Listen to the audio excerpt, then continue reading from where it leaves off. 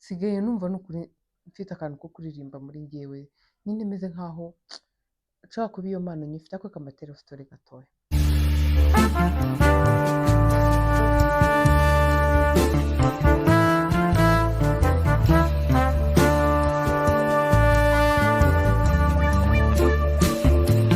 Ane namwe kanezere ko mumeze neza, njye meze neza ndashima Imana. Ibisuko byaranokanye, bino bisuko narabikunze, bifite ukuntu bitaremereye, bifite ukuntu wagira ngo ni imisatsi. Muhuye n'umuntu utazi ukuntu imisatsi yanjye ingana cyangwa se atari kureba neza aho igera, yagira ngo ni udusatsi twanjye. Rero numvaga narahaze ibintu nyine nsuka nkaba nabyumva ku mutwe. Hari igihe kigera ukumva ukeneye ibintu biguhaye amahoro, ukumva ntushaka ibintu bigutesha umutwe.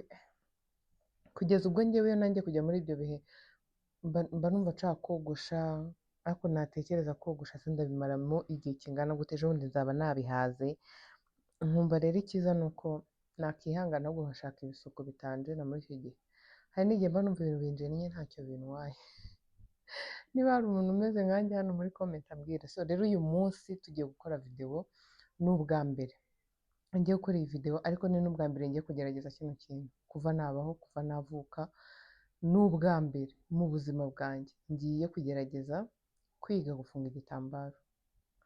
Rero bitewe n'uko hari nk'imyambaro nshaka kwambara nkumva nshaka kwambara igitambaro, kwitandiya gutya, kambibereke, kwitandiya gutya nkanaga gutya, ibi byo nyine ni ibintu biri aho ngaho, ntabwo ari ibintu wavuga ngo ni ibintu ngo wize, ngo ni ibintu ngo bisaba kwiga. Hoya, gufunga nyine kwa kundi uba ubona umuntu kabisa yafunze ibintu yabigize ubukwe, nibyo nshaka kwiga. Ndashaka kubyigana namwe, ndashaka ko duterana courage mu bintu bimwe na bimwe. Ibyo nzajya mbona bishoboka nzajya mbasangiza, kubera ko hari abantu mubizi bajya mu bukwe bagafungira abageni, abantu babambariye ibitambaro. Ushobora kuba ufite shooting runaka bitewe n'imyenda uri bwambare ugakenera gufunga igitambaro. Si iby'abamizirima gusa, ni ibintu by'abantu bose. Ushobora kuba ufite imyenda y'ibitenge igiye ifite n'icyo mu mutwe ugakenera gufunga igitambaro. Hari igihe usanga rero wenda nta mwanya ufite wo kubyiga, wenda waranabyize bikanga se, bitewe wenda nawe uburyo urambirwamo, noneho ugasanga ukeneye umuntu uza kubigufungira. Murabizi abantu benshi nyine basigaye babikora nk'akazi. So rero ushobora kuba nawe ukeneye kubikora nk'akazi, ariko ugasanga nta mafaranga ufite, ugasanga ushaka, hari ibintu bimwe na bimwe bifasha umuntu mu buzima akaba yagira ukuntu yinjiza amafaranga makeya, wenda amufasha kurya, kubaho muri rusange. Ariko ibyo bintu ugasanga bikeneye, biri kumusaba amafaranga nawe ubwe ntayafite, adafite n'itike yamugeza naho hantu agomba kujya kubyigira. So nimba ufite rero amahirwe yo kuba ufite internet, wagira ushobora no kuba ufite umuturanyi wawe wenda ufite wifi, ushobora kujyayo akagutiza, ukajya kuri YouTube wijyaho ngo urebe ibintu bitagufitiye umumaro gusa, wijyaho ngo ushishikazwe no kwandika comment mbi, wijyaho ngo ushishikazwe no kwandika comment nziza, kandi nawe hari ibyo ushaka kwiga, nyine ngo utahire iyo comment nziza wanditse byonyine. Jyaho utwo tuntu ushaka. Icyiza kuri YouTube habaho ibintu byose, habaho ibintu byose. Nanjye ni ubwa mbere, ntabwo nzi gufunga ibitambaro, ngiye kubyiga, kandi nanjye ndaba ndi kubirebera kuri YouTube. Muri kubireba aka kanya hano kuri YouTube channel yanjye, ariko nanjye ndi kubirebera kuri YouTube channel y'undi muntu ndi kubona, niba yitwa nande simbizi, ndi kubona izina ntazi pe. Nanjye ntabwo muzi, si n'umunyarwanda, n'umuntu gusa nanditsemo mbona biraje, niwe ngiye kureberaho nanjye nkareba ibyo nakwiga, kuko njyewe nshaka kuzajya imyenda nambara nyine nkaba nashyiraho agatambaro mfite ukuntu nagafunze, ko nabwo ntabwo nkunda ibintu binyuzurana hano, ntabwo mbikunda. Nshaka utuntu nyine tumpaye amahoro, ntabwo nkunda ibintu bimbuza amahoro muri make. So rero navuze ngo reka iyi video nyikore nyibasangize, ariko wowe muntu ushaka kwiga gufunga ibitambaro ukabikora nka business, cyangwa se akaba ari kimwe mu bintu uzi, mu gihe ibyo ukora byanze nabyo wabyirukanyiramo. Mu gihe ibyo ukora byaguhaye umwanya, ushaka gusimbuka ukanagenda ugakorera nayo ngahe. Ibaze ugiye ahantu rero ugafungira abantu ibitambaro, hari igihe ushobora kuba ubona ari business, wenda ukavuga ngo iriya bizinesi iraciriritse ngo ntabwo nayikora ngo ni make ngo gufunga igitambaro ngo nubwo bigeze no ku bihumbi 5,000. Inshuti yanjye biterwa nawe, biterwa nawe. Ahandi bashobora kuba babifungira wenda urugero kadufate 3 bitewe nawe n'uburyo ubikoramo no kuba seriye mu kazi kawe, nyine no kuba kuzanamo akantu kihariye. Umuntu umwe ukaba wanamufungira amafaranga ari hejuru y'ibihumbi 5. Birashoboka. Hari ahantu uba usanga wenda nk'uyu mwenda nambaye nkuguriye ahantu ngewe banciye wenda 25, undi awuguriye ahantu bamuciriye wenda ibihumbi 50, kandi imyenda ari imwe usanga baranaranguriye hamwe, ariko ugasanga hari uburyo umuntu atwaramo ibintu. So ni byiza rero ko ni byiza kugira ibintu byinshi nyine bikorwa n'amaboko yawe uzi pe. Nimba hari ikintu nabonye cyiza gifasha umuntu, niba waragiriwe ubuntu bwo kujya ku ishuri ukiga, ni byiza. Ntuzicare uvuga ngo ngiye se ngo ibyo nize ngo birahagije ngo reka ndindire ngo bigende gutya. Hoya, hari abana bitabye Imana bapfanye ayo mashuri, hari abana banyweye ibintu birabarenga birabakoresha bafite ayo mashuri, hari abana wenda banameze neza kubera ayo mashuri, ariko ushobora kuba ufite ayo mashuri ukongeraho n'ibindi bintu bidasaba amashuri, bisaba gusa kuba warakameretse nyine ukareba isi ukavuga ati wasi we ndakubonye ntumbonye, reka nige kubaho wenda nk'uko ubyifuza, niko navuga. Ariko ntabwo tugomba kubaho nyine ngo twibagirwe ko tugomba gusenga, twibagirwe ko tugomba kugira ibintu dukora. Njyewe bishoboka mfite uburyo nakiga ibintu byinshi bishoboka, mbese nabivuga gute, ibintu nshobora kugenda nkiga, urugero bintwaye igihe kinini nk'ukwezi, nkatangira nkabikora nk'umuntu nkabona bimugirira umumaro, nkabona nanjye bitangiye kumpereza amafaranga. Buriya gukora ibintu nabyo bitari kuguhereza inyungu cyangwa uba ubona bitazanayiguha, bicana intege, biranagora kuba ibyo bintu wakomeza kubibamo. So rero nimba wifuza kwiga gufunga ibitambaro n'ibindi bintu byinshi kuri YouTube birahaba, ushobora kuba ubishaka ariko ukarindira ngo kandindire ngo wa mu oncle ngo azanyohereze amafaranga ngo mbashe kujya hariya. Wijya kuri YouTube ngo ukorere abandi ibyo ugomba kubakorera gusa, wenda niba ari ku mutima wawe ubishaka bikore, ariko nawe uveho hari ikintu wigiyeyo. YouTube iriho ibintu byinshi by'umumaro, ikabaho n'ibindi byinshi bitari iby'umumaro. So rero turi mu buzima buhenze, turi mu buzima buri kwirukanka, tugomba kwirukankana nabyo ariko dufite ibintu tuzi, ku buryo ubuzima bushobora kuguhinduka nawe ukavuga uti wa buzima we nari nakwiteguye. Sasa rero niba kuba umuganga byanze, ukahita werekeza hehe? Ukahita werekeza he? Mumbwire. Ukahita werekeza wenda ukaba wahita ugenda ukaririmba. Reka mbabwire rero, nsigaye niyumvamo ko mfite impano yo kuririmba.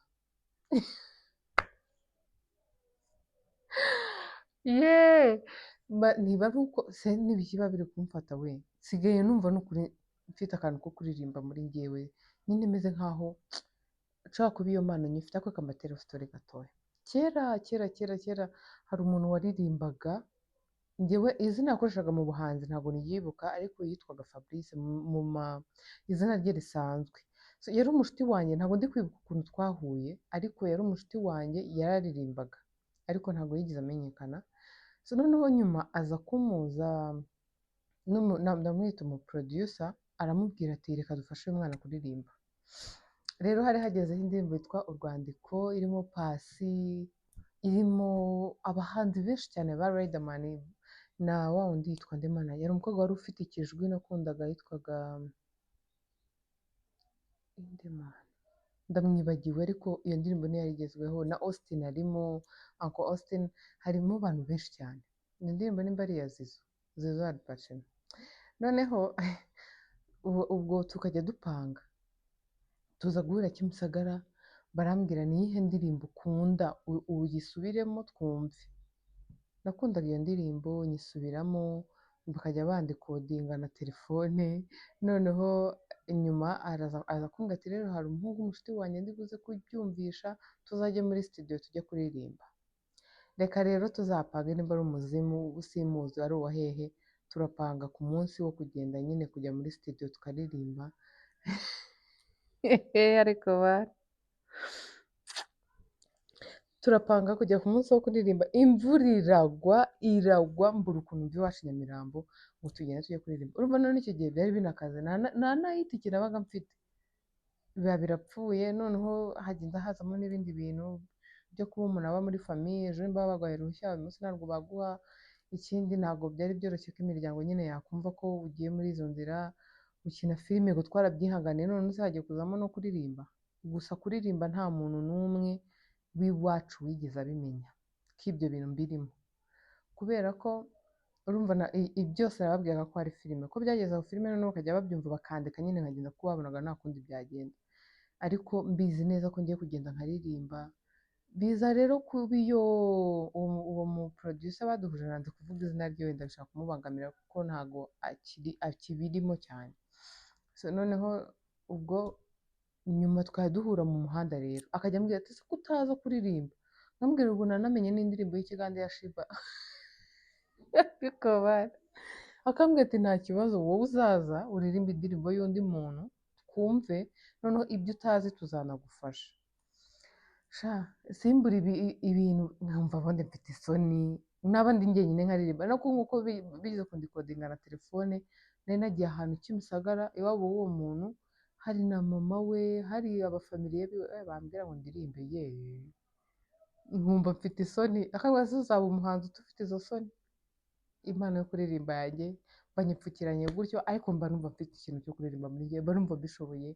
Ubu rero umunsi umwe muzajya kubona mubone video ndi kuririmba nahanishije, ndashaka kuzafata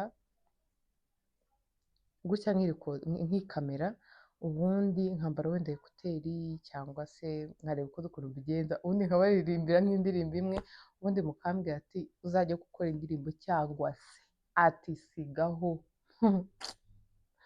ariko kumundeba ndaririmba nkabwo numva mfite impano ya danje. Niba hari abantu muzamura impano nanjye muzamura iyanjye, mba numva irimo indwaniramo imbyiganiramo. Umuhanzi rero ndatangiye, ariko ndamutse ndirimbye shahu nkabona nyine mukanshyigikira, wenda mutambeshya ariko njye ntabwo ndabona babeshya, mukanshyigikira mukambwira turabizi uzaririmbe studio najya baba bafite ibibazo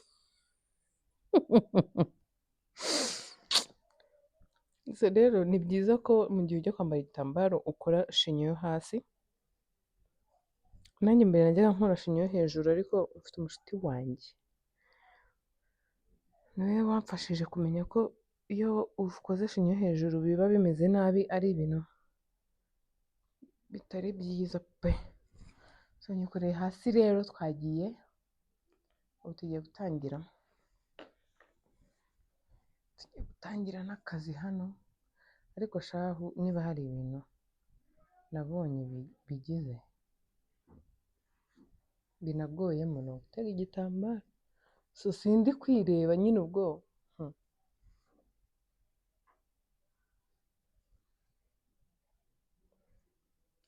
umuntu ndi kureberaho we bari kumutegera mu gitenge.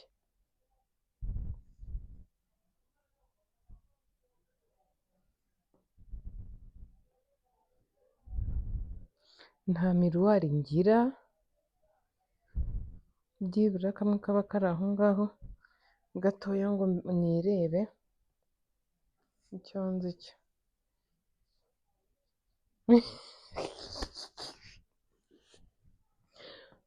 ariko noneho kwitega utireba ndi kubona ari ibibazo mu bindi, ariko hari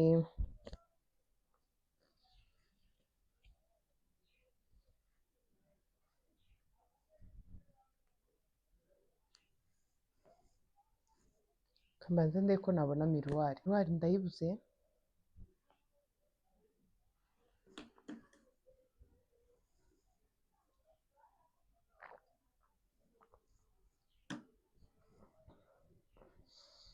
Nayibuze. Ubu rero ni ugufatiraho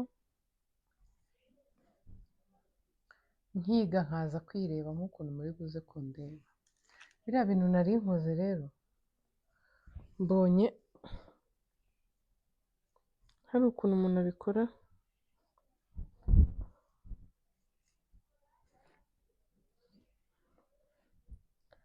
urugero nka gutya.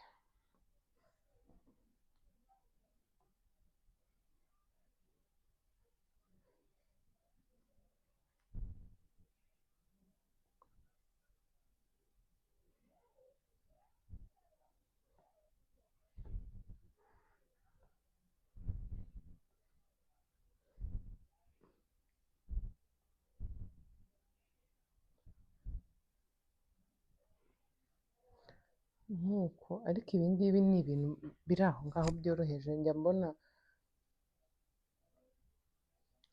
sinzi impamvu babizana hano mu maso.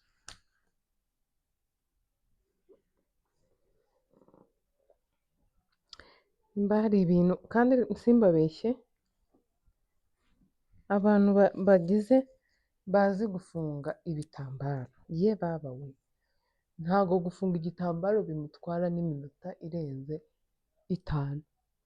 Nko mu bukwe ugasanga umuntu waje gufunga ibitambaro afungiye abantu barenga 10, kandi amamoderi atandukanye meza, akayafunga mu gihe gitoya, abo bantu bakarangira mu gihe gitoya. Uyu nawe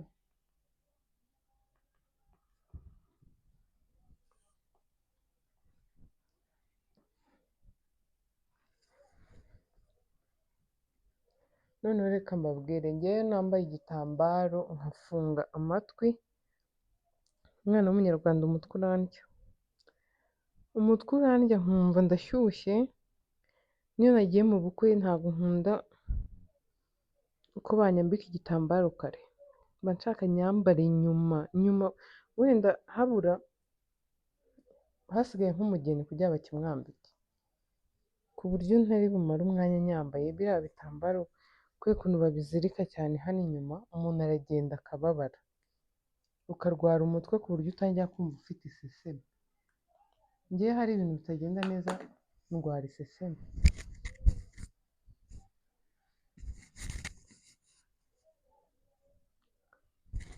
Madamazera rero hano aransize.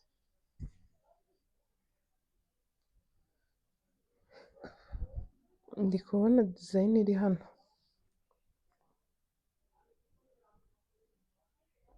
Okay. Gasesekamo nicyo kibazo.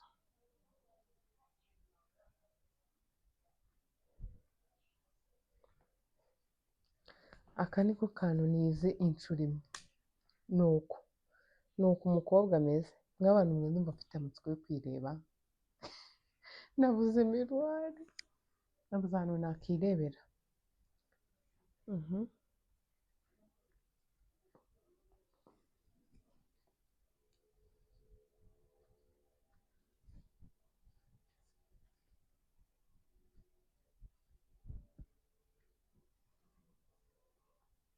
Birangiye mabuja bihinduye.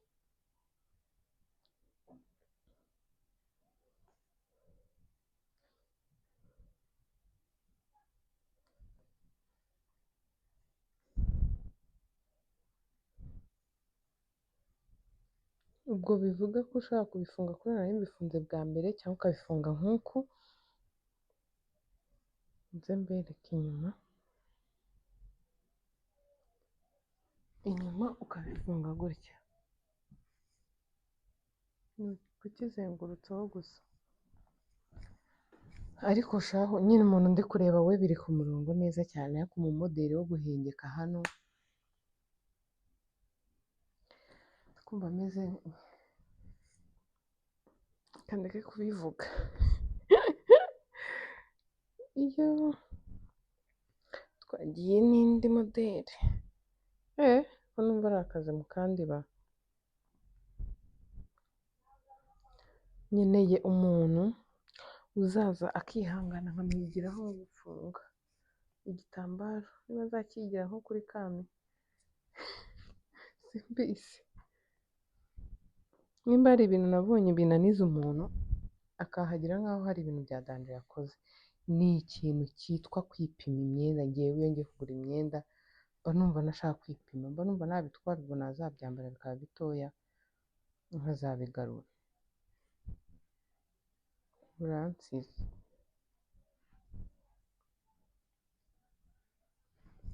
uyu munsi byari ukubereka akantu gatoya,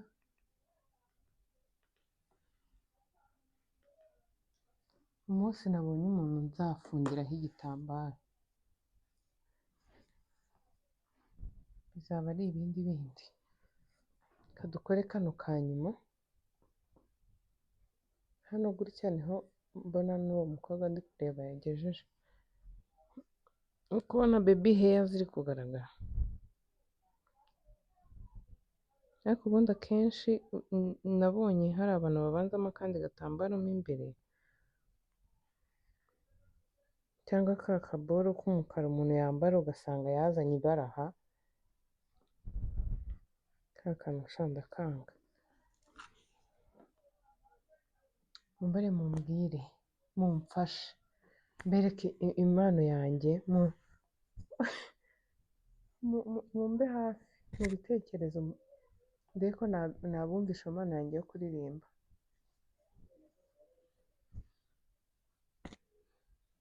Rero ibi bintu ngewe byancanze.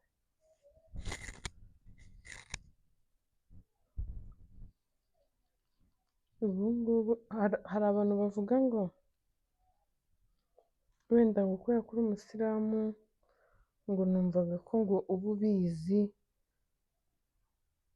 ntabwo kuba umusilamu no kumenya gufunga amamodeli y'ibitambaro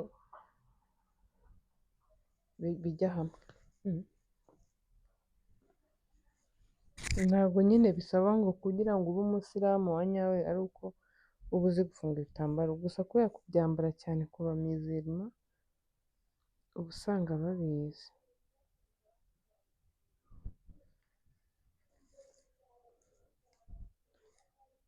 Agatambaro kanjye nimba ari kari kuba gato simbizi. Okay. Iyi ngiyi rero ijya gusa na ya yindi nari maze gukora.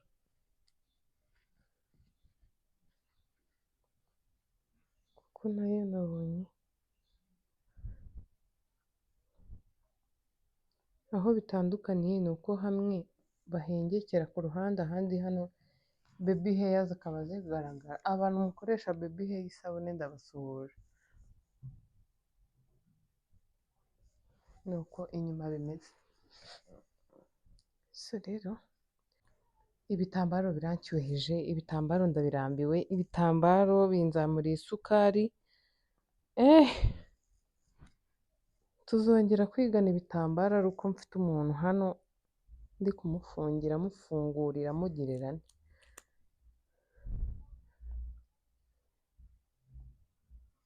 Ndabona ngewe byanze. Amasomo y'uyu munsi rero agenze nabi, ariko nihaye nk'amanota nk'atanu ku icumi bitewe n'uko harimo tubiri nakoze, ahubwo ko igitambaro cyanjye cyabaye gitoya kitangana nk'icy'umumabuja ndi kureberaho hano imbere yanjye. Ariko reka mbashimire abantu mwarebye iyi video, ni ukuri abantu mufite ibintu mushaka kwiga mudafite ubushobozi, ariko byibura ushobora kubona wifa ahantu, ni ukuri ujye ugenda wandikemo icyo kintu wifuza kwiga, ujyeho ukirebe, ushaka akantu uba uri no kwandika ku ruhande, nimba ari ugushushanya ubikore aho ngaho. Nyine ibintu byose murabizi ko bishoboka, iyo umuntu agihumeka ibintu byose biba bishoboka. Hariho abantu bategereje urubyaro, ugihumeka biba bikunda. Hari abamara imyaka 20 babana n'umugore n'umugabo bikanga, ejo bundi bigakunda. Hariho kuba waramaze kwiga utegereje kuzabona akazi haciyeho imyaka myinshi, kubera Imana bizakunda. Ubundi ikintu nabonye cyiza ni ukutarambirwa, ni uko no mu gihe byaje nk'umuntu uba ugomba kwiragiza Nyagasani, ugasaba Imana ko yakurinda kubikoramo amakosa. Kuko hari ukuntu umuntu arambirwa agatangira ngo nyine ugatangira ugatekereza ibintu bitari byo, ukitwara nk'aho Imana yagukuyeho amaboko, ukumva ko Imana ititaye ku byo uri gucamo, itabibona. Imana iraturema, ukavuka ibizi ibintu byose uzacamo kugeza ku munsi wawe wa nyuma. Rero kubera ko ariyo itugenera ibyo bintu byose, umuntu aba agomba nyine kuba yareka nubwo hari igihe biza, ariko ntabwo uba ukwiriye kujya Imana njyewe ntabwo nyemera, ukavuga ibintu byinshi cyane ngo kubera ibyo bintu uri gucamo, ni ukuri hari undi uri guca mu birenze ibyo ngibyo, ni uko ntawumva umusonga w'undi, ariko Nyagasani ahe buri muntu wese kwihangana. Imana ibayoboreho abantu bazima baza mu buzima bwanyu baje byibura kuba babaganiriza amagambo meza. Niba ufite inshuti uba ubona yatannye yabaye nabi, we nibura upfe kuyiguyaguya nayo, erega buriya hari aho iba ibona ko wahobagiye, byanze byibura ikaguma iruhande rwawe. Ababishoboye nyine tu mugire kwihangana, hari aho bigera ugasanga ubuzima urimo icyo bugusaba ni ukwihangana. Amafaranga urayafite, nturi bugure urubyaro, amafaranga urayafite, nturi bugure igikundiro, amafaranga urayafite, hari ibintu bitagurwa, bigasaba kwihangana no gutegereza igihe Nyagasani yagennye. Imana rero ifite igihe iba igomba gukorera ibintu byayo, ifite ibyo iba igomba kuguha bitari bugusaze. Hari igihe aka kanya Imana ishobora kuguhereza izo miliyoni 20 ushaka, ukahita usaragurika, ugasanga ubaye ubwonko nyine buragiye, ubaye umwehu neza, ubwonko buragurutse, amafaranga urayabonye nta n'ikintu akumariye. Rero kavuga ati reka mbanze nguhe imwe, ubanze uyibone nayo yakire, nguhe 5 uzibone uzakire utuze, nguhe 10, nguhe 8, gutyo gutyo gutyo, none ukazabona 25 zije ufite n'ubwonko bwo kuyakoresha. Abantu rero mushaka kugabanya ibiro, mujye muri Sunroot babahe product igabanya ibiro. Iriya product ni nziza, irizewe, ni ibimera ntimukagire impungenge. Mugabanye ibiro, mugabanye ibinure byo ku nda. Uriya muti ugabanya ibinure byo ku nda ukoreshwa nijoro. Umuntu awukoresha nijoro, agakoresha ikiyiko kimwe mu mazi ashyushye. Hari abantu mujya mumbaza muri comment ukuntu babikoresha. Ni gutyo uwukoresha nijoro mu tasi y'amazi yabize, ariya nyine nk'ay'icyayi, ushyiramo ikiyiko kimwe ugakoroga ukanywa. Uriya muti ni mwiza, uragufasha ukabona resultat mu gihe gitoya, ibintu bikagenda neza, ukambara ugatebeza. Hari abantu benshi mumaze kubona Sunroot imaze kuba nini cyane, mbishimira n'Imana, imaze kuba nini cyane, ifite abantu benshi yagiye ifasha mu bintu bigiye bitandukanye, mugenda mubona ubuhamya bwabo. Rero mujye mubafollowinga kuri TikTok. Mama Sunroot akunda gukora live, mujye mujyaho mumurebe, mumubaze ibibazo byose mushaka abasubize. Njye hari n'ibyo wambaza bikancangamura, ariko we muramuzi aba ari tayari byatari. Mujye mugenda rero mumubaze ibintu byose mwifuza, mujye muri Sunroot babaha imiti, mwiteho mumere neza, ubuzima nibwo bwa mbere, sibyo? Imana ibamere umugisha rero abantu mwarebye iyi video.